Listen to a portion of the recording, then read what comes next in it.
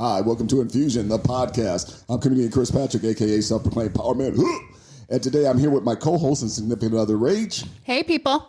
And today we got a great show for you because, I don't know if you guys know this, but we practice, we're part of the New Thought religion, and we go to Centers for Spiritual Living, and we're so excited to have our Reverend on the show today. Reverend Joanne, welcome to the show. Thank you. Now, Reverend Joanne, please explain to the listeners out there, what exactly is New Thought religion? Well, New Thought is something that came about at about the turn of the century here in the United States. And there's basically three arms of New Thought right now. One of them is the Unity Church. That's quite big. And one of them is Divine Science, which is not so big. And then there's us. We call ourselves Center for Spiritual Living. It originally started out in the 1920s as Church of Religious Science, and they recently changed the name. Okay, so we go by the teachings of Ernest Holmes. Now, who exactly was Ernest Holmes? Well, Ernest Holmes was a guy that as he grew up, he was very curious, and he was raised a Christian, but he studied all the major religions, and he studied philosophers, and he just felt like there was a strain through all this that was familiar, and he started talking to people about it, and he said, this is kind of the way I look at it, and he thought we kind of misinterpreted in our traditional religions the idea that there's duality, like there's God and the devil, there's heaven and hell.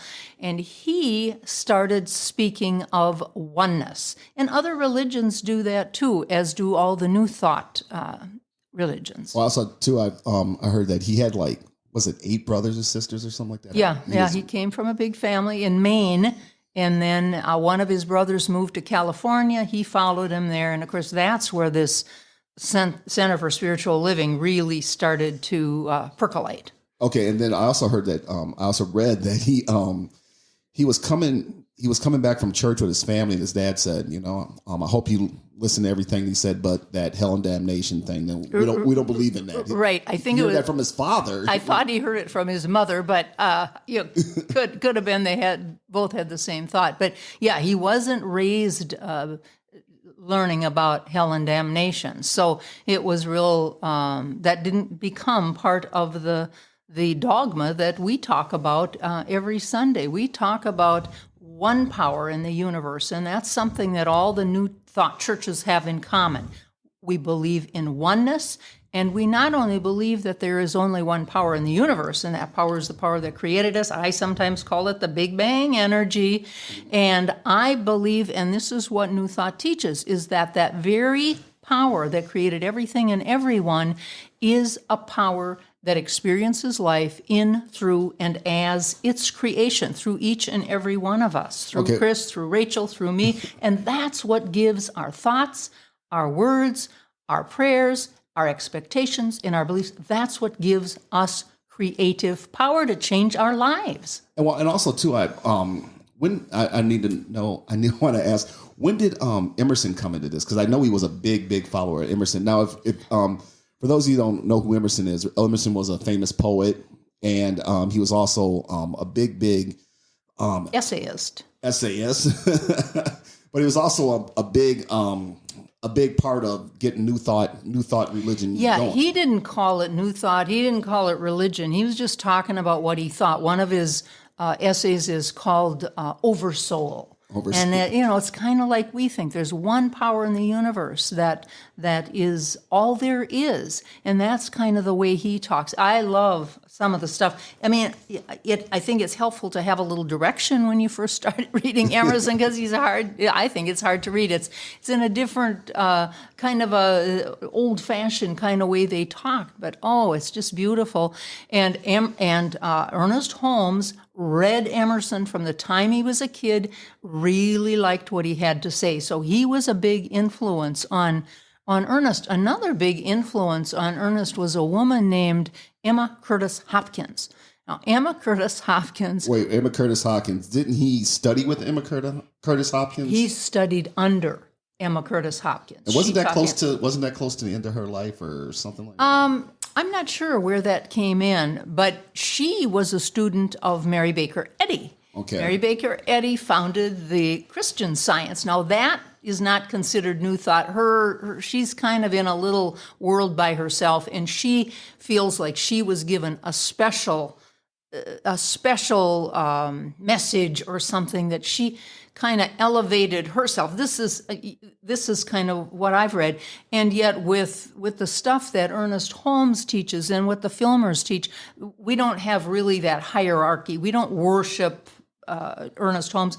As a matter of fact, Ernest Holmes says, be open at the top. Listen to what other people have to say. Learn from your experiences. So when you're saying listen to what other people are saying, are you meaning other religions? Well, anything that comes our way, and our inner voice, which I think is the God stuff. But yeah, just don't discount something just because somebody told you to. Use your head. And when we be open, exactly, be open and be open at the top. What we do on Sunday mornings is we have something we call the Flames of Faith, and there we light a candle and we acknowledge the major religions of the world. We acknowledge Buddhism and Hinduism and Islam and Taoism, etc., and Christianity, and then we acknowledge that light that is within us, which we call a New Thought. One of the things is, like, I remember when Rachel came to town. She was coming to town. We hadn't started dating yet, but we were friends. And she came to town for a kid's birthday party. And she says, well, I won't have a chance to go to church. Can I go to church with you? Because we were talking on the phone. I said, yeah, I was at church. I'm sorry. And she's like, can I go to church with you? I'm like, yeah, you can go, but we're not the type of... This ain't your mom in a church. Yeah, exactly.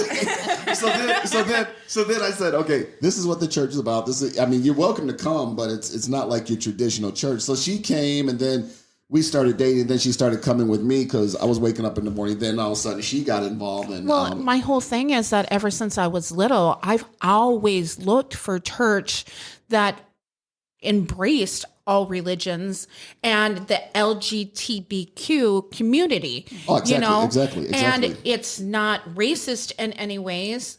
Me and Chris are an interracial couple. And we are? No, I'm kidding. I don't know. I think so. Anyways, we were working with the church, and we were setting up the mics and we were getting the church ready before everybody came in, making it look pretty and enjoying everything that we were doing before to welcome our new people. And I think that's what we wanted to do here with you, saying we welcome everybody. We welcome all religions. We welcome who you are. Yeah. And really, I was just for the heck of it. The other day, I was in my head counting up the people in our community who are gay or whatever. I don't know exactly all the details, but there are several couples that are married, and I counted, and I think about 1/3 of our congregation is made up of that LGTBQ community. And that's the thing too, as a straight man, I'm always been one of those people, even growing up, is like, you can say something about somebody or act that way towards somebody, but have you actually talked to them? And these people who are like she said, couples and stuff like that, they're actually interesting people, very nice, interesting people, like smart. Yeah, smart people, like Joan. I'm sorry, not Joanne. What's her name? Joan James. Joan James. Yeah. She does the garden. She builds gardens. Hopefully we'll have her on the show later, but she builds gardens for people, home gardens for people, and her out in the community. Yeah, out in the community. Her and her partner do that. Urban farming. Yeah, urban farming, and they're real busy during the summer, but then in the wintertime they go on vacations and stuff like that. But yeah, they're really nice, interesting people, fun people, and they like the treats I brought. And a good friend of mine just got married in our community last year, and how are they doing? I haven't had a chance to connect with her. Are you talking about Joanna? Yes, Joanna. Yeah, they're doing great. Sue got her practitioner license. Awesome. And they're just doing great. They have this little girl. Oh my gosh, she has just, I don't know, she must be first grade now or something? Yeah. And she, at the wedding, they told us that she woke up in the morning And before, just as she opened her eyes, she's like, yes, today is the wedding. And she was just pumped. And I'll tell you, she never stopped jumping all day. She was just, it was so real and so precious. One of the things I want to ask you, and I get this from friends and stuff like that, they go, what church you go to, Chris? I go to Centers for Spiritual Living. It's a New Thought church. And go, what's New Thought? And I kind of explain it to them. And then they go, well, wait a minute. You accept Jesus Christ as your Lord and Savior? And I go, well, Jesus was a great philosopher, and you should definitely study the teachings of that. What do you have more to say about that for people like, yeah, well, time out. He wasn't the only philosopher. Yeah, Right. exactly. Yeah. Exactly. You got Buddha, you got... Our tendency is to look at Jesus as the great example, not the great exception. We look at that where he said to his disciples, greater things than I do will you do when I'm gone. Yeah. And I think that with our beliefs, that spirit of our very Creator is within each and every one of us. We all have the capability. We sure don't. Obviously, Jesus was a special individual, and he really had a connection with his higher power. Now, but what comparing Jesus to Buddha? Buddha also did have a connection. I mean, he meditated for like weeks. Yeah, and I would say that both of them are not saviors, but they are good examples of how we can have a relationship with our higher power and make a difference. And we can also heal. And, I think that for instance, when New Thought started, it was very much about physical healing. Lots of the stuff was about physical healing. And now I think because we have the convenience in the miracles of medicine, we don't go there. But boy, have we seen other kind of healings. I think that's why I wanted to build this community, because I see healing in the Western world, but there's very much a whole lot of healing in Eastern world, and they don't need to be paired against each other. Correct. Well, one of the things I also wanted to talk to you too is, I get this a lot. You're part of what church? You're part of an occult. And I'm like, I'm not, we don't wear robes. We're not worshiping something. I'm not drinking any Kool-Aid. And with a cult, there's usually an individual at the top of it that really has the power. And we have nobody like that. Yeah. There's nobody like that. But also too, there are people out there who have kind of dabbled in kind of touched on it. One, we all know her, Oprah. She's had Michael Beckwith on the show, on her show. Yeah. Also, I was reading a Henry Ford autobiography, and he kind of dabbled in it a little too, So it's a lot out there, but people, we recognize all religions, It's one of the things, like if you go to a Catholic church, and I got friends who are Catholic, I got friends who are Jewish and all that, friends who are Buddhist, and they've said to me, I go, well, if you go to your priest and say, well, Buddha says it, I'll stay away from that, but you guys actually encourage it. Read this stuff. Look at this stuff. Yeah. Yes.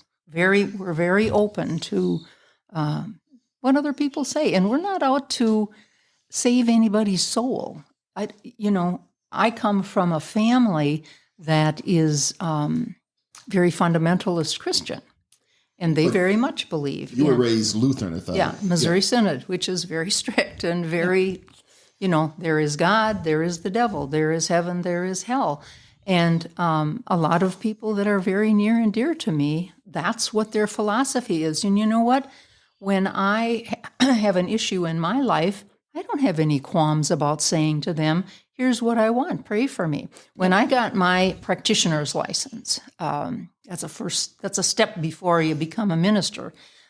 People that want to become practitioners, we just teach them how to pray with people, to listen to people, to be available, support the church in very many ways. When I became a practitioner, part of the training was this. Well, can I ask you this? You became a practitioner before your divorce or after your divorce? After. Okay. Quite a while after, yeah. So I learned this, that in order to manifest a prayer, for a prayer to come to fruition, two things are needed. Number one, intention. Number two, feeling. And so when I go to my sisters who have a different faith than I do, as far as oneness and duality, they have those two things. They know what I want and they care about me. So their prayers are powerful too. And we have learned to not judge the other, and it's beautiful when you are just accepting everybody as who they are. What I really appreciate is that since coming in, my family has come to visit, and you guys have welcomed them every single time. I grew up Roman Catholic, and when I wanted to study other religions, my father was very much, nope, this is what we are. Sorry. Nope. And my father wasn't a studying, he never went to church, and I was like, well, if we're Roman Catholic, why aren't you going to church? Yeah. You're my example. You're my parent, and now my brother's like, I wish your church was closer because I appreciate your philosophy. And he just said that like a couple weeks ago. And I was like, whoa, that's amazing, to find that my brother is even appreciating my philosophy now. Well, and you can explain how we are online now. Yeah. So Yeah. it's really, Yeah. it's available to a lot more people. And hopefully when we start meeting in person again, we still have people that'll show up other than saying, I'd rather be in my jammies at home. Yeah. Well, one of the things with New Thought, and yesterday, as you know, this is springtime, so everybody's doing spring cleaning. And I cleaned out the garage on Friday, cleaned out the girls' room on yesterday. That'll probably be a year-long process. No, I'm kidding. Anyways, you have a thing called release, and that was the thing I said to do. I don't even call it spring cleaning anymore. I got to start releasing stuff. So can you explain a little bit more about that, releasing this old stuff and getting rid of this stuff? Sure. I think of the book that Catherine Ponder wrote called Dynamic Laws of Prosperity. And one of the things she talked about in that book is creating a vacuum. So she says, when you want something good in your life, you have to get rid of stuff. And that's what she says, like, for instance, if you want a new wardrobe, go in your closet, make space for it. And the same thing rings true, not just with physical stuff, but with our emotional stuff. What else you got hanging around there that doesn't serve you? Like, for instance, your resentments or your fears or your unforgiveness. Boy, and I really wanted to spend a little time talking about this idea of being forgiving, because I think people can have all kinds of good intentions about, I'm going to change my life, I'm going to pray, and I'm going to meditate, and I'm going to do this and that. But yet they have some deep unforgiveness, deep resentment, deep judgment about maybe more than one thing. And they like to stir it up, and they like to tell people about how unfair it was. It's really hard to move up on this ladder of consciousness when you are unforgiving. And when we talk about forgiveness, we're not giving compensation to get somebody into heaven. We are talking about getting rid of a burden we've been carrying around. We do forgiveness work for us. With the old in with the new. Hey, that's exactly right. Yeah. Now, you were talking about meditation. That's one of the strong things that we do when we meet in person, yes? Right. We call it one of our spiritual practices. One of our spiritual practices is, I think we touched on it, prayer, and we call it spiritual mind treatment. And meditation is one. We also do something called visioning, where we kind of sit around and say to the universe, what is the highest and best for me in this area or that area? That's one thing we do. I really encourage people to do visualization as well, where you do the little storyboards, thinking about, this is what I want. This is where I'm going to spend my attention. This is what I'm going to think about. So yes, those are three. And the other one is service. That, if you're ever sitting on that pity pot, poor me, and then you go reach out and do something kind for somebody else, all of a sudden things look up. Well, yeah, that was one of the things when I was going through my transition, when I lost my job back in 2011, listen to Michael Beckwith and stuff like that. And one thing I didn't do, I didn't blame anybody. I put it all on me. I said, I did this, but I gotta move on. I gotta get better. And And that's what I did. And I just focused on me and just moving forward, and just everything I did wrong, I know I did wrong. I learned from it, and I moved on. And you have that power within you to draw on. Exactly. I was going to remind everybody that Ernest Holmes had a radio station early on in the 1920s, and his tagline was this. He said, "There is a power for good in the universe that is greater than you are, and you can consciously use it." So what would you suggest to people out there going through, because there's a lot of people who haven't worked in a while because of COVID and stuff. What would you suggest to them as far as going through this, getting through this? Can I just go back to the idea of spiritual mind treatment? Absolutely. Our prayer. Yes. Our prayer. Yes. And what I like to use, you can't see this, but I'm looking at what we call our teaching symbol. And They will be able to see that on my Facebook and TikTok. I did take a picture of it, and they will be able to see it on that. Perfect. There's a circle, and that circle represents God, so to speak. I mean, we know we can't put God in a circle, but it's no beginning and no end, and it is infinity. And then we divide that circle into 3 different parts: the upper part, middle part, lower part. The upper part is your conscious mind.